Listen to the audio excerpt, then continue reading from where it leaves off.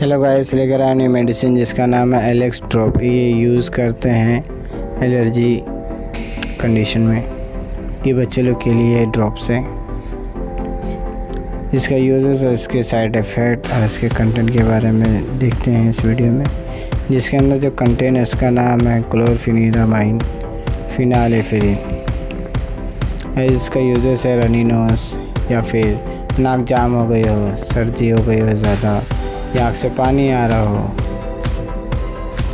इस सब कंडीशन में इसका यूज़ करते हैं कोल्ड फ्लू एलर्जी में। इसकी प्राइस की बात करें तो इसकी प्राइस है 87 रुपीज़।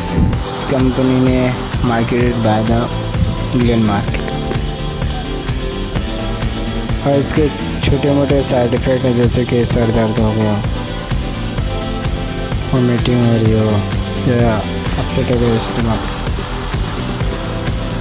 अनबॉक्सिंग करने पर कुछ इस तरीके की दिखती है।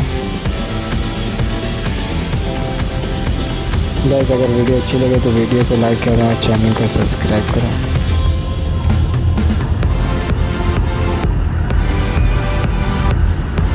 ये पाइनएप्पल फ्लेवर का ड्रॉप्स है। ये इसका यूज़ डॉक्टर के एडवाइस पे करें और ये 4 साल से छोटे बच्चों लोग के लिए है।